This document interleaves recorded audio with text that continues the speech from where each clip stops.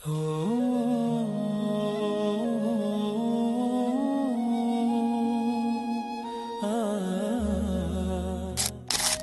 نے 2 تربیت گاہیں منعقد کی تھی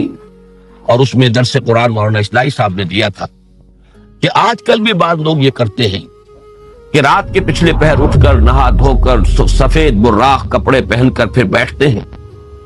اور کسی بالکل سفید کاغذ پر ایک چھوٹا سا نقطہ لگاتے ہیں اور پھر نگاہوں کو اس پر جمانے اور مرتکز کرنے کی مشق کرتے ہیں. کتنی دیر تک پلک جھپکے بغیر آپ اس نقطے کو دیکھ سکتے ہیں. اگر یہ مشق کی جائے، یہ ایکسرسائز کی جائے، یہ ریاضت کی جائے تو آنکھوں میں ایک ایسی چمک پیدا ہو جاتی ہے کہ اگر گھور کر کسی کو دیکھا جائے تو اس کی قوت ارادی کو آپ مزمحل کر سکتے ہیں. وہ ایک دم دبا ہوا محسوس کرے گا اور آپ کا غلبہ اس کے اوپر ہو جائے گا نفسیاتی اعتبار سے. اسی طریقے کا کوئی عمل تھا جو نبی اکرم صلی اللہ علیہ وسلم پر بھی آزمایا گیا. لَيَزْلَقُونَكَ یہ آیا ہے سورہ نون کے آخر میں، بِأَبْصَارِهِمْ لَمَّا سَمِعُوا الذِّكْرَ. یہ لوگ چاہتے ہیں کہ اپنی نگاہوں کے ذریعے سے آپ کو پھسلا دیں، آپ کے قدم ڈگمگا دیں، آپ کی قوت ارادی کو کچل دیں. لَمَّا سَمِعُوا الذِّكْرَ وَيَقُولُونَ إِنَّهُ لَمَجْنُونَ. اس وقت کے سورہ نون کے آغاز میں بھی آیا ہے تذکرہ کہ حضور کو کہا گیا کہ آپ کو جنون کا کوئی عارضہ ہو گیا ہے یا آپ پر کوئی آسیب آ گیا ہے. اور آخری آیت بھی جو ہے وہ آخری حصے میں پھر اسی کا یاد ہے. وَإِنَّهُمْ لَيُزْلِقُونَكَ بِأَبْصَارِهِمْ لَمَّا سَمِعُوا الذِّكْرَ وَيَقُولُونَ إِنَّهُ لَمَجْنُونٌ وَمِن شَرِّ حَاسِدٍ إِذَا حَسَدَ. اور حسد کرنے والے کے حسد سے جبکہ وہ حسد کرے. اب حسد کے ساتھ ہی نوٹ کر لیجئے اگرچہ یہاں تو مذکور نہیں ہے، یہ نظر کا لگ جانا. عین العین حق، بعض روایات میں آیا حضور نے فرمایا اس کے اندر اثر ہے.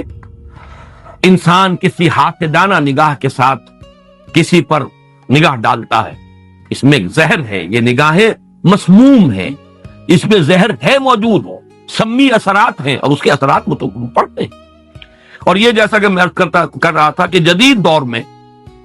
جادو کے لیے بھی مثلاً حضور کے بالوں کی ضرورت پڑی،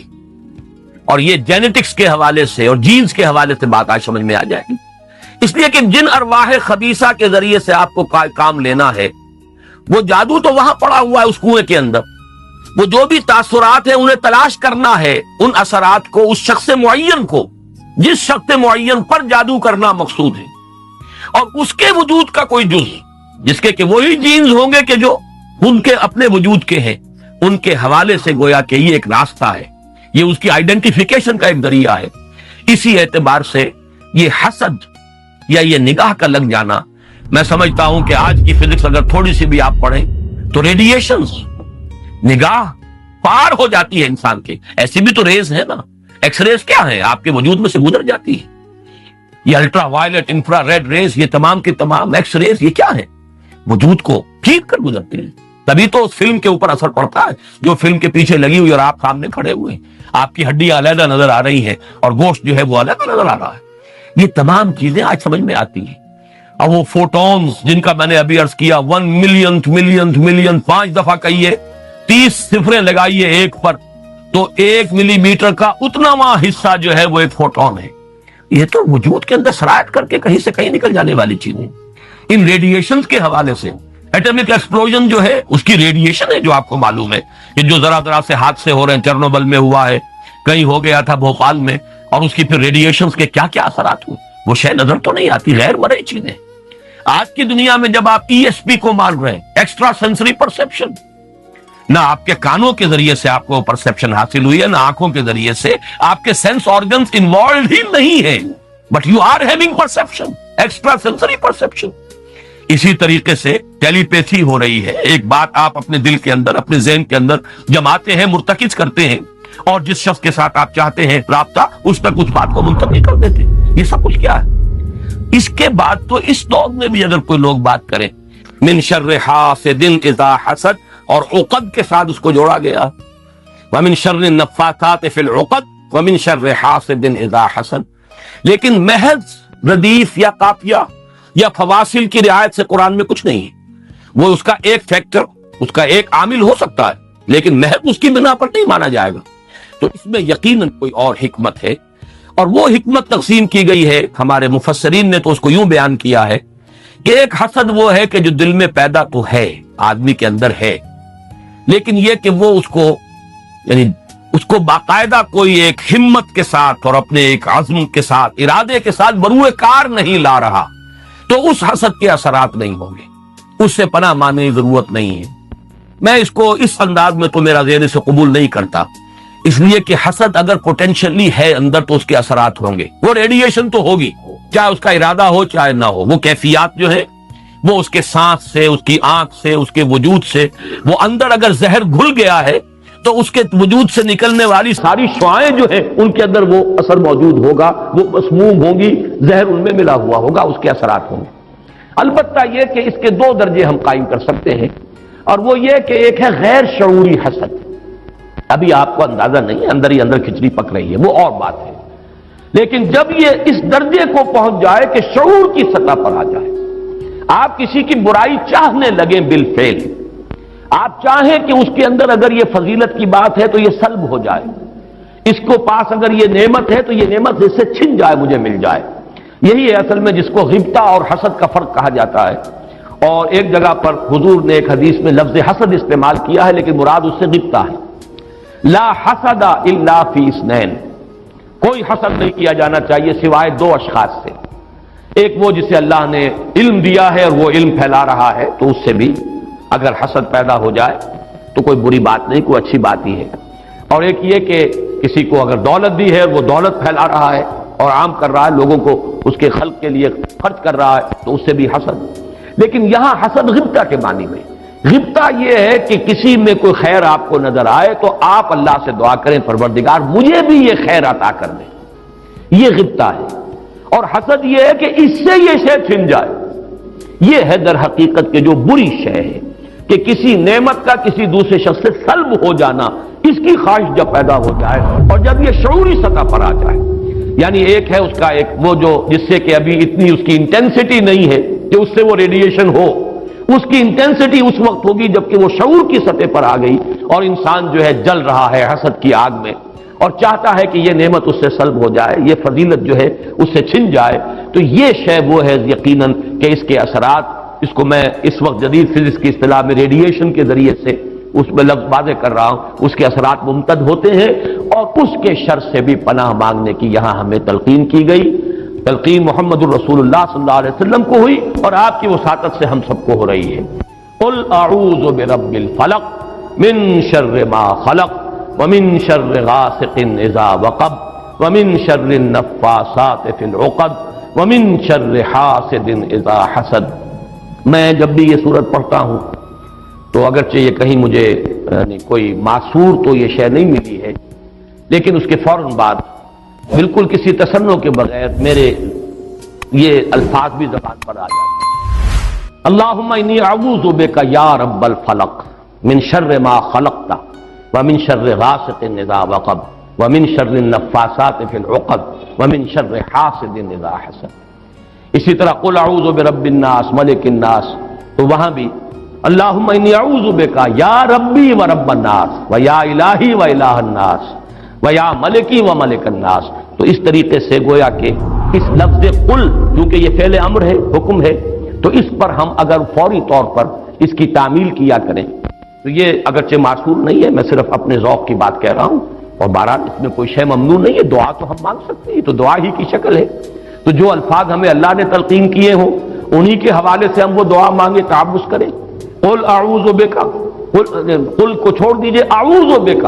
اللہم انی اعوذ بک یا رب الفلق من شر ما خلقتا، اب یہ خلقہ کی بجائے مخاطب کیونکہ ہم کر رہے ہیں اللہ کو، من شر ما خلقتا، آگے جو کہ تو الفاظ رہیں گے ان میں کوئی تبدیلی کی ضرورت نہیں ہے۔ مولانا محمد قاسم نانوتوی دیوبند کے مؤسسین میں سے، مولانا رشید احمد گنگوہی اور مولانا محمد قاسم نانوتوی رحمہم اللہ، یہ دو ہیں اصل میں یہ دارالعلوم دیوبند کے مؤسس، اس کی ابتدا کرنے والے، ان کے شاگرد شیخ الہند، ان کے شاگرد علامہ شبیر احمد عثمانی، تو انہوں نے یہی الفاظ لکھے ہیں کہ استاد الاستاذ نے جو بات لکھی ہے وہ میں بیان کر رہا ہوں۔ ویسے یہ کہ مولانا عبدالعزیز شاہ عبدالعزیز رحمۃ اللہ علیہ نے بھی اس پر کوئی کتاب لکھی ہے، وہ بہرحال میری نظر سے نہیں گزری، وہ تمثیل اب میں بیان کر رہا ہوں، بڑی پیاری تمثیل ہے۔ انہوں نے تمثیل یہ دی ہے کہ اگر کوئی باغبان یا کوئی اور کھیتی کرنے والا جو ایک پودا لگاتا ہے،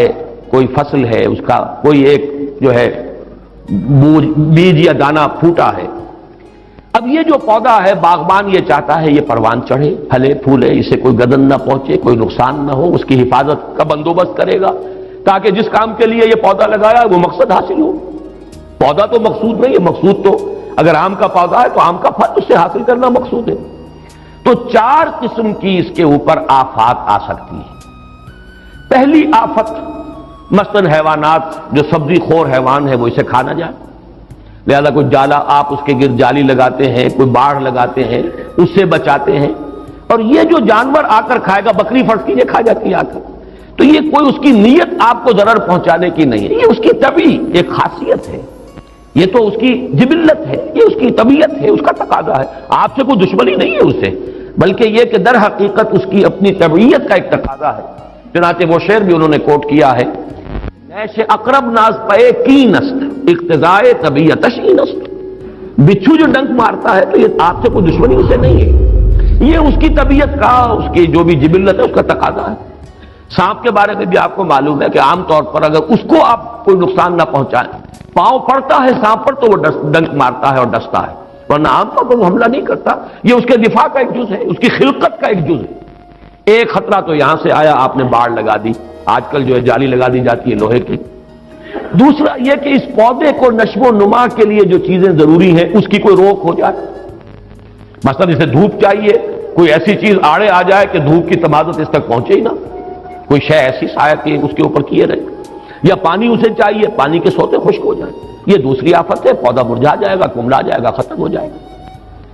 تیسری چیز یہ کہ اس پر کوئی پالا پڑ جائے، اوپر سے اولے پڑ جائیں، پالا پڑ گیا،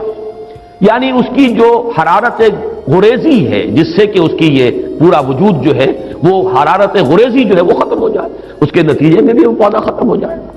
اور آخری شکل یہ ہے کہ کوئی دشمن ہے حاسد اور وہ آئے اسے اکھاڑ کے پھینک دے آپ کو نقصان پہنچانے کی نیت سے۔ یہ 4 آفات ہیں جو اس پودے کے اوپر ممکنہ طور پر وارد ہو سکتی ہیں، یہی 4 ہیں۔